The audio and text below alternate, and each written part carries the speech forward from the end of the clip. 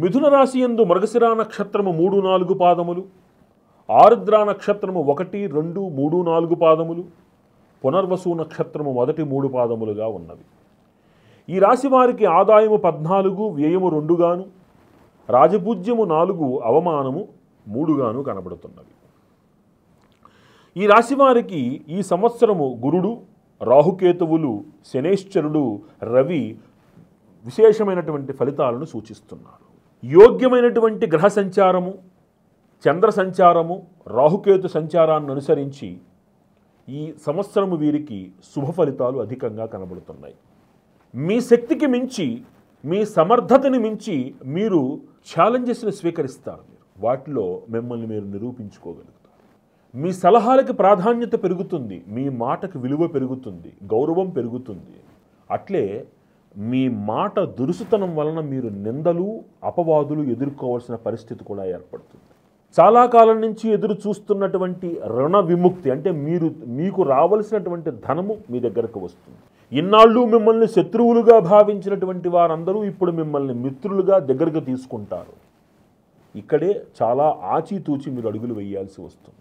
చిన్నపాటి అనారోగ్యము, సతాయించినటువంటి అనారోగ్యము ఇప్పుడు మిమ్మల్ని చక్కగా ఆరోగ్యంగా, దానివల్ల ఏ సమస్య లేదని తెలుసుకుంటారు. మానసికంగా చాలా ఆనందంగా ఉంటారు.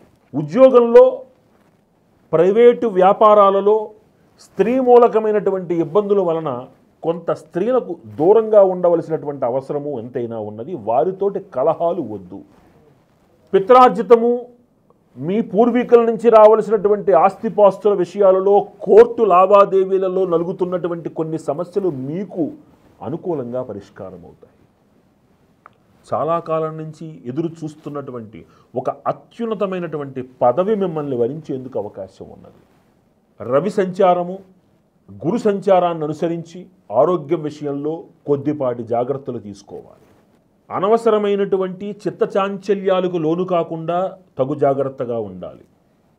మానసికంగా ఆలోచించటం వలన సమస్యకు పరిష్కారం వస్తుందనేటువంటి అపప్రధని తొలగించుకొని దైవాన్ని ఆశ్రయించటం వలన ముందు మానసిక ప్రశాంతత, మార్గదర్శనము లభిస్తాయన్న నిజాన్ని మీరు గ్రహించాలి.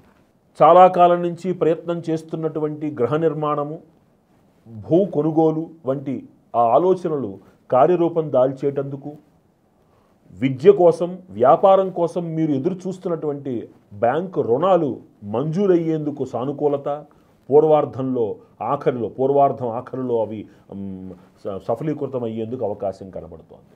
ప్రభుత్వ ఉద్యోగులకి పదోన్నతితో కూడినటువంటి బదిలీలు, ఆ బదిలీలు కూడా మీకు అనుకూలంగా ఉంటూ మీకు ఆనందాన్ని కలిగిస్తాయి.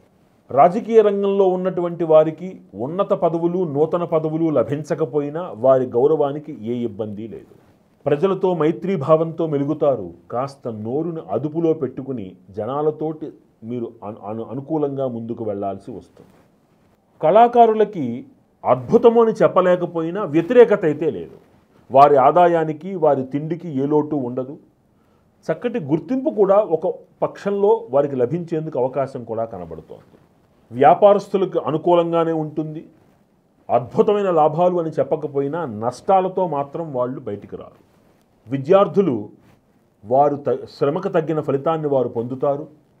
కొంచెం కష్టపడినా అందుకు సత్ఫలితాలను పొందడము, నూతన ఉద్యోగాల్ని సంపాదించుకోవడము, అట్లానే వారు సంకల్పించినటువంటి ఉన్నత చదువుల కోసం వారు చేస్తున్న ప్రయత్నాలలో సఫలీకృతులు అవ్వడం అనేటువంటిది ఖచ్చితంగా ఈ సంవత్సరము జరిగి తీరుతుంది. వ్యవసాయదారులకి పంటలు బాగా కలిసి వస్తాయి. కొంత సస్య నష్టం వలన ఆర్థికపరమైన ఇబ్బందులు కలిగినా క్రితం సంవత్సరం మీద ఈ సంవత్సరం వీరు ఆనందంగా ఉంటారు, రుణాలు తీర్చగలుగుతారు. ఈ రాశిలో పుట్టినటువంటి స్త్రీలకి కొంత అనుకూలమైనటువంటి సమయము. గృహంలో మీరిచ్చేటువంటి సలహాల ద్వారా ఇంట్లో మానసికమైనటువంటి ఆనందము చేకూరుతుంది. వీరు ప్రయత్నిస్తున్నటువంటి కొన్ని ఉద్యోగ ప్రయత్నాలు, ఆదాయ ప్రయత్నాలు సఫలీకృతమయ్యేందుకు అవకాశం కనబడుతుంది. మీ ఎదుగుదలను చూసి ఓర్వలేనటువంటి వారు మీ పరిసరాల్లోనే ఉంటున్నారన్న నిజాన్ని మీరు గ్రహించగలగాలి. అందుకనే ఎంత గుంభనంగా ఉండి మాట ఎంత పొదుపుగా వాడితే అంత మంచిది. ఈ రాశివారు మరిన్ని సత్ఫలితాలు పొందడానికి ప్రతిరోజు ప్రతి మంగళవారము నాడు సుబ్రహ్మణ్యేశ్వర ఆరాధన, అంటే గుళ్ళో నాగుల జంటకి 11 ప్రదక్షిణలు చేసి ఆవు పాలతోటి అభిషేకం చేసి రావడము,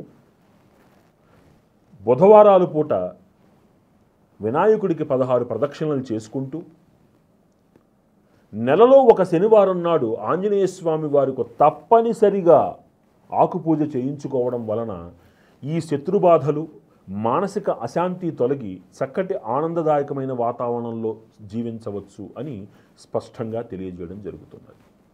ఈ పరిహారాలను ఆచరించి ఈ రాశివారు మరిన్ని సుఖ సంతోషాలతోటి ఆనందంగా సంతోషంగా వర్ధిల్లాలి అని ప్రార్థిస్తూ